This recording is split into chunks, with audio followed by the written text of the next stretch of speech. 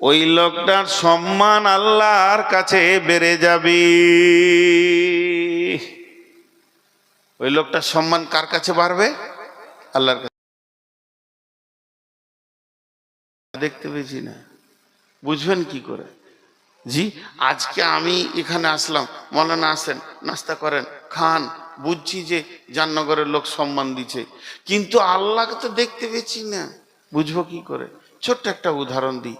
ধরেন আপনাদের এই মোড়ে আমি দাঁড়িয়ে আছি, যাব করিমপুর, আর একটা ছেলে সে ওই মোড়ে আমাকে হঠাৎ দেখে ফেলেছে, সে যাবে উল্টা দিকে, কিন্তু আমাকে বলছে কোথায় যাবেন হুজুর? করিমপুরে। চলেন দিয়ে আসি। এই তো তুমি যেখানে যেছো যাও। না, দিয়ে আসি। আরে তুমি যাও, আমি ঠিক চলে, না দিয়ে আসি। এই যে আমাকে আগ্রহ করেও নিয়ে যাচ্ছে। রাস্তায় যেতে যেতে জিজ্ঞেস করছি তোমার নাম? বলে আমার নাম হবিবুর রহমান। আমার আব্বার নাম আব্দুল সাত্তার। আমার আব্বাকে আপনি অত চিনবেন না, তবে আমার দাদাকে চিনবেন, জামশেদ হাজি। ও, কারণ বাড়ির ফ্যামিলির মেন হেড এখন বেঁচে আছে জামশেদ হাজি। সে যদি আমাকে মহব্বত করে ভালোবাসে, তাহলে তার ব্রাঞ্চে যতজন কাজ করবে তারা আমাকে ভালোবাসবে। তার মানে মুমিন আল্লাহর ভালোবাসা ব্যক্তি যখন হয়ে যাবে, আল্লাহ তখন ফেরেশতাদের মজলিসে নাম করে বলবে অমুক গ্রামে অমুককে আমি ভালোবাসি। তখন আসমানওয়ালা দুনিয়াওয়ালা ফেরেশতাদেরকে ষষ্ঠম সপ্তম এই করতে করতে করতে করতে দুনিয়ার আসমানের ফেরেশতারা দুনিয়ার ফেরেশতাদেরকে বলবে, সমস্ত মাখলুকের কাছে তার খবর পৌঁছে যাবে। কি পৌঁছাবে?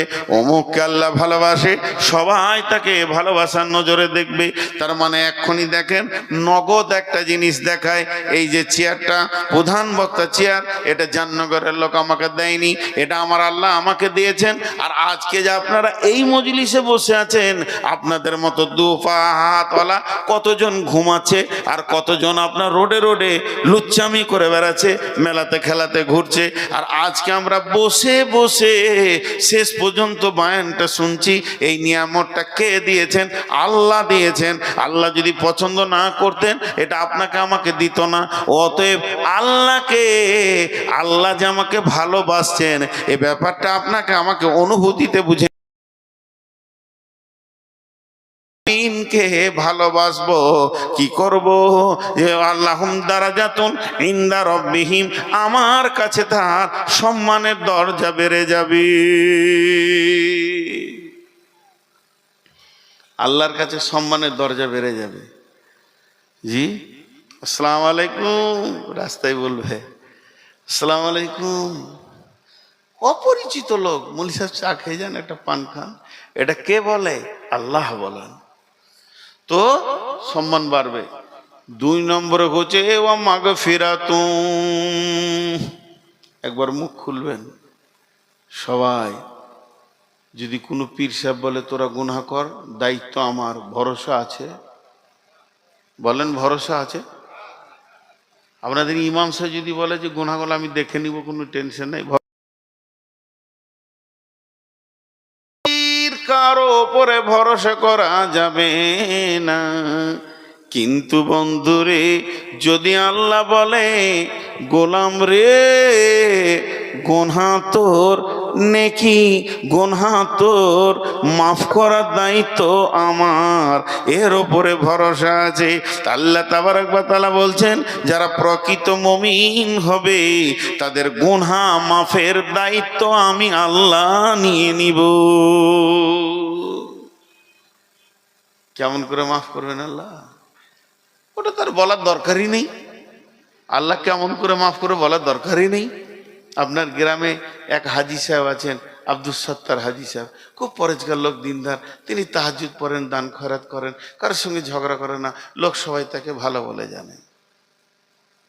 হঠাৎ একদিন তাহাজ্জুদের নামাজ পড়বো বলে উঠে কলতলাতে এমন স্লিপ করে পড়েছে, পাছার হাড় ভেঙে শেষ হয়ে গেছে, পড়ে আছে বিছানায়। আল্লাহ আল্লাহ, কোনো ডাক্তার বলছে না যে এটা জয়েন্ট হবে। লোক কি বলবে? লোকটা বদমাশ ছিল, লোকটা খারাপ ছিল। কতজন কত কথা বলবে, আমার রব বলছে গোলাম ওকে কবে আমি দুনিয়া থেকে তুলবো সেটা জানি, আর কদিন বিছানায় পড়ে থাকলে ছোটখাটো গোনাগুলো মাফ হবে এটা আমি জানি। এটা আমি বাহানা করে বিছানায় ফেলে রেখেছি রে। ওর গোনা মাফের দায়িত্ব আমি আল্লাহ যখন নিব, তখন পৃথিবী থেকে আসার আগে কিভাবে গোনা। আর তোরা যারা মমিন হবি, মমিনের খাতাতে যত নাম এসে যাবে তাদের 1 নম্বর প্রাইজ হচ্ছে পৃথিবীতে সম্মানের সঙ্গে রাখবো। 2 নম্বরে তোর মরার আগে গুনাহ মাফের দায়িত্ব আমি আল্লাহ নিয়ে নিব। প্রাইজগুলো কি ছোট মনে হচ্ছে? যারা বলেন ছোট মনে হচ্ছে? नंबर 3 ওয়ারিজুকুন করিম, ওয়ারিজুকুন করিম। ওয়ারিজুকুন করিম বলতে আমার আল্লাহ বলছে মুমিনিরে। আর বেশি টাইম লিব না ভাই, উঠিয়ে না, 10 মিনিট থাকেন, 15 মিনিট, তাহলে সবটা শুনে যেতে পারবেন। মনে মনে বলছে তুই বজ্ঞা, 10 মিনিট থাকলে গোটাটাই শুনে যেতেন গো।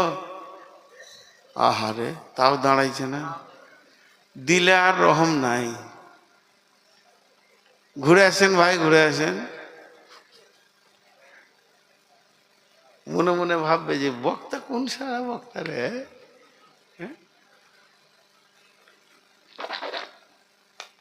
আল্লাহ মুমিনকে কিসের রুজি খাবে? সম্মানের রুজি। এবার বলেন, সম্মানের রুজি মুমিনকে খাবে। একটা কথা ভেবে দেখেন, একটা মুমিনের জমিতে যতটা ধান গম আলু পেঁয়াজ, একটা মুশরিকের জমিতে অতটা ধান গম আলু পেঁয়াজ। একটা আল্লাহর গোলামের জমিতে যতটা আখ ধান গম যতটা রুজি হয়, এক পুকুরে মাছ হয়, অতটা আবার আল্লাহর দুশ্মন নাস্তিকের জমিতেও অতটা হয়। অথচ আল্লাহ বলছে আমি মুমিনকে খাওয়াবো। যদি কাফেরদেরকে না খাইয়ে রাখতো তাহলে বুঝে নিতাম তাহলে আমাদের কি খাওয়াচ্ছে, আমরা মুমিন। জি না, তাও তো কই হচ্ছে না। এবার চলেন একটা মুশরিক কাফের বেঈমান নাস্তিক মাছ মাংস যে স্বাদটা পায়, একটা আল্লাহওয়ালাও সেই স্বাদটা পায়। দুজনকে আমি রিজকুন কারিম খাওয়াবো, সম্মানের রুজি খাওয়াবো। জিনিসটা যে বুঝে আসছে না। সবাই তো সমান খেছে, তো মুমিনকে কেন এটা আল্লাহ বললে যে সম্মানের রুজি খাওয়াবো? জি, আপনার গ্রামে একটা লোক দোকান আছে, ওর মাল কিনতে গিয়েছে কোথায়? হাটে, বাজারে, করিমপুর বলেন, পাশে যে কোনো বাজারে গিয়েছে। জি, মনে থাকবে না বলে লাভ নেই। তো বাজারে ও মাল কিনেছে, আবার 2 কেজি খাসির মাংসও কিনেছে। একদম ওর সামনে জবাই হলো। বন্ধু বাড়ি এসছে, 11টা বাজছে, বিবিকে বলছে তাড়াতাড়ি মাংসটা রান্না করো। বিবি দেখছে যে স্বামী এনেছে 2 কেজি খাসির মাংস, তাড়াতাড়ি করে রান্না শুরু হয়ে গেল। রান্না তাড়াতাড়ি শুরু হয়ে গেল। উনি তখন ওই ভোখের অবস্থাতেই মসজিদে আজান হয়ে গেল, জোহর হয়ে গেল, নামাজ পড়তে গেল, নামাজ পড়ে এলো। আর মনে মনে করছে যে আজকে তো টিফিন খাইনি, তো পেট ভরে খাবো। কথা বুঝে আসছে? এরপরে ও এসে মসজিদ থেকে বারান্দায় বসেছে, বিবি সব দিল, বসে আছে, ভাত এলো, ডাল করছে, আর মনে মনে করছে এত খাবো যে ওভারলোড করব। বিবি একটা বাটিকে নিয়ে আর চামচ নিয়ে ওটাকে ধুতে ধুতে কল তালাতে গেছে। বিবি আছে কলের ঘরের কাছে, স্বামী আছে বারান্দায়, আর এগনেতে উঠোনে মাংসটা টকবক করে কাঠের আগুনে ফুটছে। গ্যাসে রাঁধেনি, মজা করে রাঁধছে, কাঠের আগুনে ফুটছে। ও ভাবছে 1 বাটি দিব, ই ভাবছে 1 বাটি খাবো। মধ্যেখান থেকে একটা কুকুর এসে 2 পিস নিয়ে চলে গেল, মুখ ভরে গোটা মাংসটাই হাঁড়ি শুদ্ধ ছুঁড়ে ফেলে দিল। মনে আর শান্তি আছে? ও নাস্তা করেনি গো। এ লোকটা ভোকে ছিল সারাদিন, ওই ডাল ভাত আলু সবজি দিয়ে খেলো। ঠিক আসরের নামাজ পড়ে দোকান খুলছে তো কুকুরটা সামনেই বসে। এবার কেমন লাগবে বলেন তো? আল্লাহ আকবার। একটা জামের বাটাম, তিন জামের একটা ভালো বাটামকে রেডি করেছে, মানে মাংসর কত দাম ওটা ওকে বুঝাবে আর কি। বাটামটাকে রেডি করেছে, বাটাম রেডি আছে, আর এইদিকে ও একটা ভালো কোম্পানির রুটিকে ছিঁড়েছে দিয়ে লেবেলটা কাটছে। তাহলে খাসির মাংস খেয়েছে দুপুরে, ওই জন্য রুটিটা দিচ্ছে নাকি মেহমান বলে? যখনই রুটির লেবেলটা কাটছে, পেছন থেকে বেটা বেটি এসে বলছে আব্বা রুটি লিব। এবার সামনে কুকুর, পেছনে বেটা। রুটিটা কিন্তু এক, গুলো এক, কুকুরকে দিল অর্ধেক, বাচ্চাকে দিল অর্ধেক। এখন আপনাদের কাছে আমার বিচার, বলেন বাচ্চাটা কুকুর না কুকুরটা বাচ্চা? দুইজনকে দিছে দুইটি নিয়তে। বাচ্চাকে দিছে হৃদয়ে ভরা প্রেমের নিয়তে, খাও বাবা তোমার জন্যই আমার মেহনত। কিন্তু কুকুরটাকে দিছে কোন নিয়তে? একবার খালি খেতে আয়, 2 কেজির মাংসর ওজন বুঝিয়ে দেবো, বাটাম রেডি আছে। তো আল্লাহ তাবারাক ওয়া তাআলা এই পৃথিবীর বুকে যত মুমিনকে খাওয়ান, ওই বাচ্চাটার মতো হৃদয় ভরা মহব্বত দিয়ে খাওয়ান। আর আল্লাহর জমিনে যত কাফের মুশরিক নাস্তিকেরা খায়, কুত্তাটার মতো খায়। খালি একবার কিয়ামতের মাঠে আয়, খাবারের মূল্য কত সেদিন বুঝিয়ে দেব। এর জন্য বলা হয়েছে মুমিন যেটা খায় রিজকুন কারীম, সম্মানে রুজি খাব। কয়টা হলো এবার গোলমাল? 3টে প্রাইজ হয়ে গেল। তাহলে একটা রিজাল্ট হয়ে গেল, 5টা মুমিনের ডেফিনেশন হয়ে গেল। মুমিন আল্লাহর ভয়ে কাঁপবে, আয়াত শুনলে ঈমান বাড়বে, আল্লাহর উপরে তাওয়াক্কুল করে জীবন কাটাবে, আর সালাত আদায় করবে, নিজের মাল থেকে দান করবে। আল্লাহ বলছে ওই হলো প্রকৃত মুমিন। উলাইকা হুমুল মুমিনুনা হাক্কা, তার লাহুম দারাজাত ও মাগফিরাতু, ওর যত পাপ আছে গুনাহ মাফ করার দায়িত্ব আমার থাকবে। ও রিজকুন কারীম, এবং পৃথিবীর বুকে তাকে সম্মানে রুজি খাবো। বাকি থাকলো খালি ফাওটা বাকি আছে না? ফাওটা নেবেন না? থাক, ফাওটা আবার পরে হবে নাকি জি? ফাওটাও নেবেন আজকে? বিসমিল্লাহির রহমানির রহিম। ওয়া উখরা তুহিব্বুনাহা নাসরুম মিনাল্লাহি ওয়া ফাতহুন কারীম ওয়া বাশশিরিল মুমিনিন।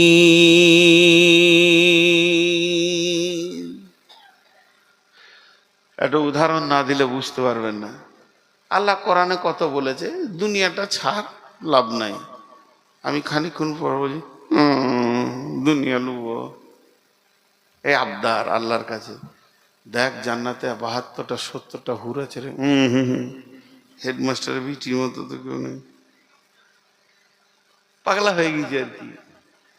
আল্লাহ দুনিয়া নেই, কি করবি রে মরার পরে? একটা গাড়ি লাগবে, বুলেট একটা দরকার।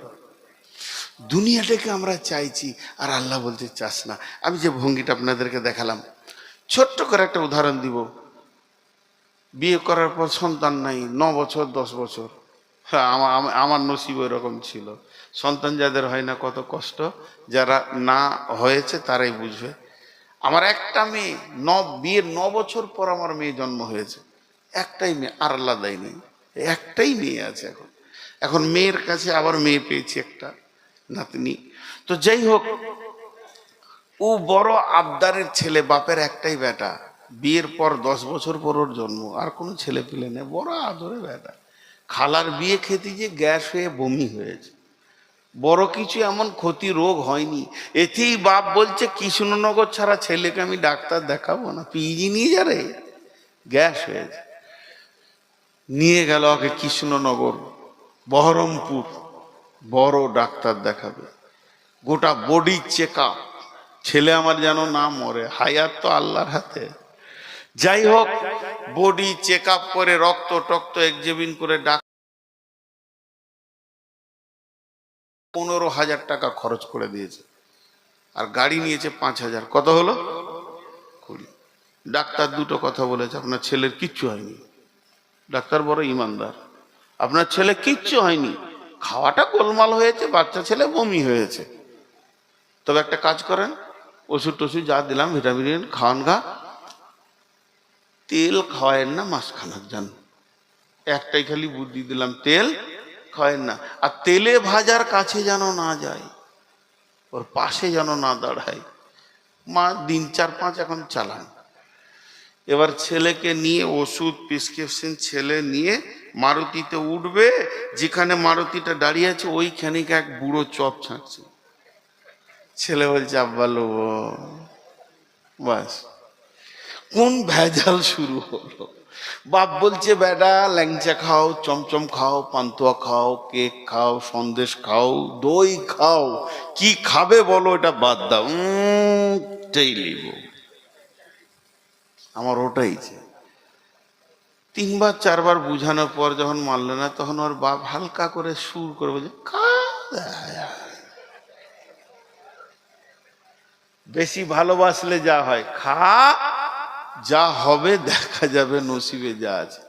ঠিক আল্লাহ মুমিনদেরকে এত ভালোবাসে, খালি বলছে জান্নাতের দিকে মাথাটা নিয়ে আয়, দুনিয়া ছাড়। তারা বলছে না, ওই হেডমাস্টারের বিটি ছাড়া কেমন লাগছে জান্নাতে। আল্লাহ বলছেন বিসমিল্লাহ,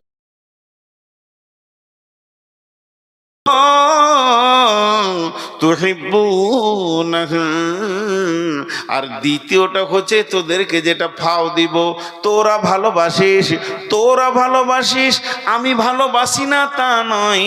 আল্লাহ ভালোবাসেন এটা বললেন না, আল্লাহ বলছে তোরা ভালোবাসিস, এর জন্যই আমি আল্লাহ তোদেরকে মদত করব। নাসরুম মিনাল্লাহি ওয়া ফাতহুন কারীম, সারা বিশ্বটা তোদের হাতে চলে আসবে। তোরা যদি মুমিন হস, তোদেরকে কেউ শাসন করবে না, বরং তোরা শাসন করবি। কিন্তু তোরা এখন শাসিত কেন? যেহেতু তোরা মুমিন থাকতে পারিসনি। মুমিন যদি হয়ে যাস, ওয়ালিল্লাহিল ইজ্জাতু ওয়ালিরাসূলি ওয়ালিল মুমিনিন, পৃথিবীতে ইজ্জতের দাবিদার 3 জন, আল্লাহ, রসুল আর মুমিনের দল। কিন্তু তোরা ভেবে দেখা, তোদের ডেফিনেশনে তোরা মুমিন নস, এর জন্য আজকে কুত্তার মার তোরা খেয়েছিস। যদি প্রকৃত তোরা মুমিন হতিস, একবার তোদের বংশর দিকে তাকিয়ে দেখ, মাত্র 30,000, মাত্র 30,000 সৈন্য 1.5 লক্ষকে ঘর ঢুকি দিয়ে সম্রাট, রোম সম্রাটকে কি করলো? কাবু করে দিল। শুধুমাত্র একজন বাহরাইনে গিয়ে 30 জন সাথীকে নিয়ে গোটা বাহরাইনকে বিজয়ী করলো। শুধুমাত্র একজন জেরুজালেমে গেলেন, হযরতে উমর, আদর্শ দিয়ে জেরুজালেমকে জয় করে নিয়েছেন। একদিন তোদের বংশধররা যেদিকে হেঁটেছে জয় জয়াকার দেখেছে, আর আজকে তোরা যেদিকে হাঁটছিস খালি বিজেপিতে মারছে। কেন মারছে? এর জন্য তাদের দোষ নয়, দোষ ওদের, তোদের। তোরা নিজের ট্রাক ছেড়ে হাঁটছিস, নিজের লাইনটা ছেড়ে দিয়েছিস। যখনই লাইন ছেড়ে বেলাইনে যাবে, মার ছাড়া কপালে কিছুই জুটবে না। অথচ আমি আল্লাহ বলেছিলাম এই পৃথিবীতেই তোরা সম্মানের হই হুল্লোড় করে থাকবি, যেদিন তোরা মুমিন হয়ে থাকবি। ভাই, আমার ঘরের কুকুর আমার ঘরে রুটি পাবে, আপনার ঘরে কুকুরটা আপনার ঘরে রুটি পাবে, খালি দরজা চেঞ্জ হয়ে গেলে ঝাঁটা পাবে। কথা ঠিক বলেছি না ভুল? আজকে আমরা আল্লাহর গোলাম, আল্লাহর গোলামি ছেড়ে দিয়ে পঞ্চায়েতের গোলামি ধরেছি। ঝাঁটার পরে ঝাঁটা, ঝাঁটার পরে ঝাঁটা চলছে। যতক্ষণ পঞ্চায়েত ঝাঁট দিয়ে, অত সামনে সব রাঘব বোয়ালের মতো বসে আছে, ট্যাংলা যে চাল রে, ঠিক মনে হচ্ছে সব জিব্রাইল মিকাইল বসে আছে। যতই মুসলিমগুলো, আল্লাহ এদেরকে কি দিয়েছে। এ বিষয়ে আজকে কিছু বললাম না, আজকে নাফসের উপরে কথা বলে অনেক কথা চলে আসবে। জি ভাই, আপনারা তো সব এখানে বসে আছেন, সব জজ মানুষ, বিচার করেন তো। একটা লোক হেঁটে যেছিল আর একটা লোক সাইকেল চালাচ্ছিল, সাইকেলওয়ালার সঙ্গে হেঁটে যাওয়ার লেগে গেছে, দোষ কার? সাইকেলওয়ালা। সব জজ। কার দোষ দেন বলছে সাইকেল, আর সাইকেলের সঙ্গে যদি মোটর সাইকেলে লাগে, হ্যাঁ, আর হালাকে মোটর সাইকেলের দোষই নেই। সব জজরা যে আগে মোটর সাইকেলই মারবে, কারণ ওর বড় গাড়ি, আর মোটর সাইকেলের সাথে যদি মারুতির লাগে, হ্যাঁ, সব জজ পাস করে চলে এসছে আর কি, সার্টিফিকেট নাই এমন কেউ নাই। আচ্ছা বলেন, মারুতির সঙ্গে যদি বাসের লাগে, বাস হলো, আর বাসের সঙ্গে যদি ডাম্পারের লাগে, আর ডাম্পারের সাথে যদি ট্রেনের লাগে, যান ট্রেনকে মারেন না? কত রস আছে, ঘুরিয়েই ডাম্পারওয়ালাকে মারবে। কেন ট্রেনের দোষ নাই? ট্রেন বলবে আমি আমার লাইনে আছি, লাইনে থাকলে তার কোনোদিন দোষ হয় না। মুসলিম লাইন ত্যাগ করেছে, আজকে ঝাঁটা খেতে খেতে এদের শেষ হয়ে গেছে। কাউকে দোষ দিয়ে না, বিজেপির কোনো দোষ নেই, বিজেপিকে আল্লাহ পাঠিয়েছে মা। আজকে বিজেপিকে সরিয়ে দিয়ে বিজেপির জায়গায় যদি একবার হযরত উমর থাকতো, তাহলে আমাদের একটাও গর্দন থাকতো না। হিসাব করেন গা, প্রথমে আমাকেই কাটতো, প্রথমে আমাকে কাটতো যদি হযরত উমর আজকে বেঁচে থাকতো। মুসলমানদের যা অবস্থা, এর জন্য আল্লাহ বলছেন তোদের শেষ ভাওটা হচ্ছে আমি ভালোবাসি না তা নয়, তোরা ভালোবাসিস, কিন্তু যেদিন মুমিন হবি পৃথিবীতে তোদের হাতে দিয়ে দিব। এটা হলো ফাও। ওয়া উখরা তুহিব্বুনাহা নাসরুম মিনাল্লাহি ওয়া ফাতহুন কারীব ওয়া বাশশিরিল মুমিনিন। এটা হচ্ছে মুমিনের জন্য সুসংবাদ, এই পৃথিবীটা তোদের হাতে দিয়ে দেব। একটা হাদিস পড়েছি, 3 মিনিট লাগবে, 1 2 3, 3 মিনিট শুনবেন, ওই হাদিসটা 3 মিনিট শুনে চলে যাবেন, মাত্র 3টে মিনিট। আর আমি দোয়া পড়ব, একসঙ্গে উঠবো সবাই ইনশাআল্লাহ। সেটা কি হাদিসটা? আল্লাহ রসুল বলছেন আর দুনিয়া সিজনুল লিল মুমিনি ও জান্নাতুল লিল কাফির। এই পৃথিবীটা হলো কাফেরদের জন্য বেহেশত জান্নাত, আর মুমিনের জন্য কি? জেলখানা। জেলখানা, দোজক বলেননি, আল্লাহ রসুল কি বলেছেন? সবাই একবার মুখ খুলেন, কি বলেছেন? 3 মিনিট বসেন, জেলখানা। জি ভাই, আর বাড়াবো কোথা? লোক উঠছে, ও থামা এনে যেছে না। আপনি একা থাকবেন না, আপনি আর আমি থাকবো। ইলামির এক পাগলা বলেছিল, আল্লাহ গাছের বাঁশ গাছের ডগে ডগে তুমি বান দাও, সব মরে যাক, আমি আর সর্দারের বিটি বেঁচে থাকুক। লোক পালাইছে, আর আপনার তামাতে আবার বাড়াবো। আর আমি 490 সুগার নিয়ে বকছি ভাই আমার, এতেই 2 ঘন্টা টক টক করে ঢুকে গেল। বলেছিলাম 1.5 ঘন্টার বেশি পারবো না, 490 সুগার নিয়ে বকছি। পিয়াস লাগেনি, শুধু জিভটাকে একবার করে পানি লিচি, আমার জিভ শুকিয়ে যাচ্ছে।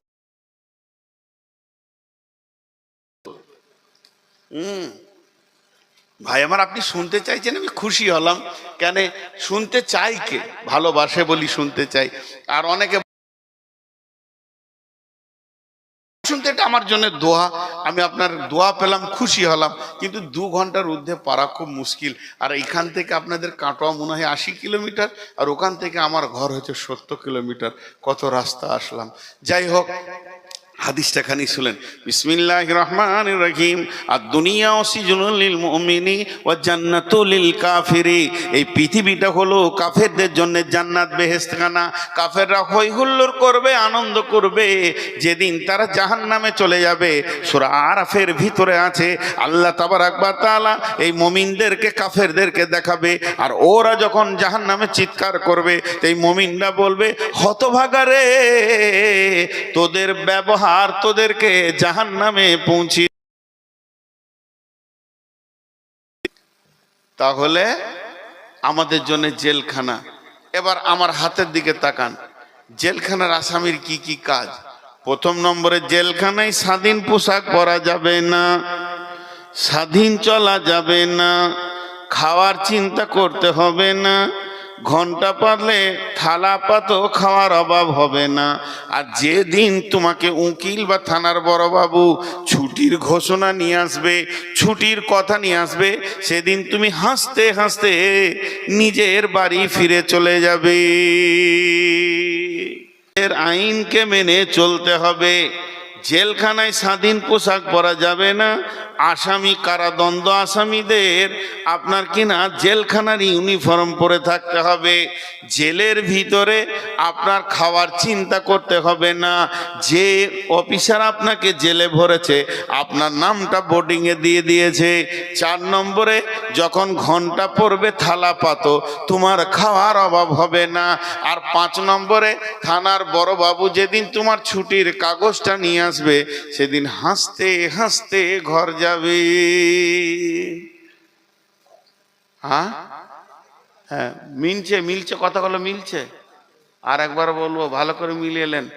জেলে স্বাধীন চলা যাবে না, স্বাধীন পোশাক পরা যাবে না, খাওয়ার চিন্তা করতে হবে না, ঘন্টা পড়লে থালা পাতো, খাওয়ার অভাব হবে না। যেদিন তোমার থানার বড়বাবু উকিলকে নিয়ে ছুটির কাগজ আনবে সেদিন তুমি হাসতে হাসতে নিজের ঘর যাবে। জেলখানা থেকে মানুষ কাঁদতে কাঁদতে ঘর যায় না, হাসতে হাসতে যায়।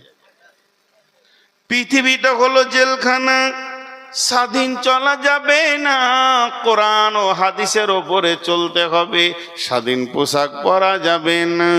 আপনাকে আমাকে আল্লাহ এবং রসুলের দেওয়া নিয়মের পোশাক পরতে হবে।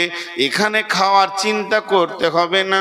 আল্লাহ কোরআনে বারবার বলেছেন, নাহনু নারযুকুকুম ওয়া ইয়াহুম, রুজি তো আমি তোমাদেরকেই দিয়ে থাকি, অতএব খাওয়ার চিন্তা করতে হবে না।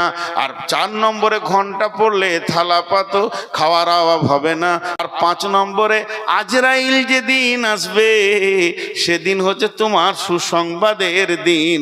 ওই দিনটা কাঁদার নয়, তুমি হাসতে হাসতে নিজের ঘর জান্নাতে চলে যাবে। জেলখানা থেকে বের হয়ে তুমি জান্নাতে যাবে হাসতে হাসতে, এর থেকে আনন্দ কি আছে? জি, মতের দিনটা সবাই মনে করে কঠিন। মতের স্বাদ সব থেকে বড় মিষ্টি, মত হলো সব থেকে আনন্দদায়ক জিনিস। তাহলে আজকে টোটাল বক্তব্যটা 1 মিনিটে বলে দিচ্ছি। ভাইয়া আপনারা আমাকে ক্ষমা করেন, আপনারা চাইছেন আমি পারছি না, কারণ 2 ঘন্টা টোটাল রানিং হয়ে 2 মিনিট ক্রস করেছে। তো আমি আপনাদেরকে টোটাল বক্তব্যটা বলছি। পৃথিবী একদিন ধ্বংস হবে, পৃথিবী থাকবে না, ঠিকানা হবে 2টি, একটা জান্নাত একটা জাহান্নাম। জান্নাতে যারা যাবে সেই গ্রুপের ভিতরে একটা হলো মমিন। মমিনের গ্রুপের ভিতরে মমিনকে, যার আল্লাহর ভয়ে দিল কাঁপবে, আয়াত শুনলে ঈমান বাড়বে, আল্লাহর উপরে তাওয়াক্কুল করে জীবন কাটাবে, সালাত আদায় করবে এবং নিজের মাল থেকে দান করবে। আর কি হলো, মমিনকে আল্লাহ বলছে তোরা পরপর প্রায় 7, 8, 9। একটা হলো যে আল্লাহ তার সম্মানকে বাড়াবে, দ্বিতীয় হলো তার গুনাহ মাফের ব্যবস্থা নেবেন, তৃতীয় নম্বর হলো আল্লাহ তাকে সম্মানের রুজি খাওয়াবেন। একটা ফাও বলেছি, আল্লাহ বলছে তোরা চাইছিস বলে আমি রাজি আছি, বিশ্ব বিজয়ী জয় জয়াকার দিব মমিন। তোরা শাসিত হয়ে যাচ্ছিস, আজকে তোরা শাসন করতে পেছিস না, যেহেতু তোরা মুমিন থেকে বেরিয়ে গেছিস। আর আল্লাহ রসুলের হাদিস বলছে পৃথিবীটা তোমাদের জন্য জেলখানা, জেলখানায় এত ফুর্তি আনন্দ করা যাবে না। জেলখানার আসামির মতো তুমি জীবনটা কাটাও, যেদিন আজরাইল আসবে হাসতে হাসতে তুমি নিজের বাড়িতে যাবে। 2টি কথা আপনাদের সামনে রাখছি নতুন মানুষ হিসাবে। 1 নম্বর হলো যে একাডেমিটা দেখছেন, দোয়া পরে দিব, জামনগরে যে একাডেমিটা আপনারা দেখছেন, আমি অবাক হলাম, এইরকম জায়গা খুব কমই দেখতে পাই। কারণ এরা যে শিশুদের ভিতরে আল্লাহকে ভরতে চাইছে, আমি আর কিছু দেখতে পাইনি। 2 মিনিটে কি দেখবো, যতটাই দেখলাম। কারণ এনাদের চেতনা একটা নরম শিশু, তার ভিতরে আল্লাহ এবং রসুল দ্বীনকে ভরে দেওয়া। এর থেকে আর বড় কাজ পৃথিবীতে আছে বলে আমার জানা নাই।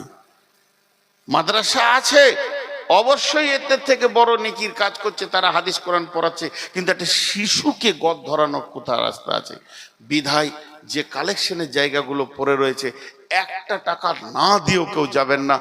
প্রয়োজনে আপনার কাছে যা আছে ওইটা দিয়ে তারপরে যাবেন। এটা হলো আপনাদের কাছে আমার 1 নম্বর আবদার। এই আবদারটা আপনারা রাখবেন, কারণ আমি মেহমান, আর আপনারা মেহমানের কথা শুনে দিয়ে যাবেন। আর এইটার দিকে খেয়াল রাখবেন, পরবর্তীকালে এদেরকে, যারা এই কাজটা করেছে, এদেরকে হৃদয় দিয়ে একটু সাহায্য করেন। আপনাদের কাছ থেকে একটু সাহায্যের হাত বাড়িয়ে আসলে এটা দেখা যাবে পরবর্তীকালে অত্র এলাকার শিশুরা ক্লাস করে বাড়ি যে আবার স্কুল কলেজ সব কিছু করতে পারবে, আবার ভবিষ্যতে আবাসিকও হয়ে যেতে পারে। বিধায় আপনাদের কাছে নম্বর আমি ব্যক্তিগতভাবে একটা জিনিস বলছি, যতগুলি শুধু জুমা পড়েন হাতগুলো ধরছি, আজ থেকে 5 ওয়াক্তের নিয়ত করেন।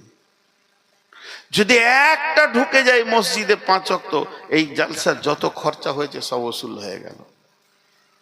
তো সকলে একবার জোরে বলি ইনশাআল্লাহ 5 ওয়াক্ত নামাজ পড়বো ইনশাআল্লাহ, সকলেই বলি ইনশাআল্লাহ। তো যাই হোক, এখন আপনারা যে কয়জন বসে আছেন আমি দোয়া পড়ে দিচ্ছি, পুরা 1 ঘন্টা 5 মিনিট যাই হোক আমি দোয়া পড়ে দিচ্ছি। দোয়া পড়ে আমি 2 মিনিট এখানে থাকবো। যদি কারো আমার হাতে দেওয়ার ইচ্ছা হয় 10, 20, 50, 100, 200, 500 দেবেন, এটা আমি আশা রাখছি। আমি এখন দোয়া দিচ্ছি, আপনারা বুঝে বুঝে আমিন বলবেন। হে আল্লাহ, তুমি আমাদেরকে মুমিন বানিয়ে নাও। কই আমিন বললেন না তো? আমিনটা এত আগ্রহের সঙ্গে বলবেন যেন আল্লাহ খুশি হন। এই আল্লাহ, তুমি আমাদেরকে মুমিন বানিয়ে নাও। জীবনে যত ভুল করেছি মাবুদ, তুমি আমাদেরকে ক্ষমা করে দাও। আল্লাহ, আমাদের উত্তরসূরি মা বাপ ভাই বোন আত্মীয় স্বজন, ইমাম মসজিদ ডাক্তার মাস্টার যত আত্মীয় কথাই সমস্ত মুসলমান যারা কালেমা নিয়ে কবরে গেছে আল্লাহ তাদেরকে তুমি মাফ করে দাও। খাস করে আমরা যারা মাহফিল এখন আছি আমাদের মা বাপ ভাই বোন আত্মীয় স্বজনকে তুমি আল্লাহ মাফ করে দাও। আল্লাহ, যারা এই পর্যন্ত দান করেছেন, এরপরে যারা করবেন, তার আগেও যারা করেছেন, সকলের দানকে আল্লাহ তুমি কবুল করে নাও।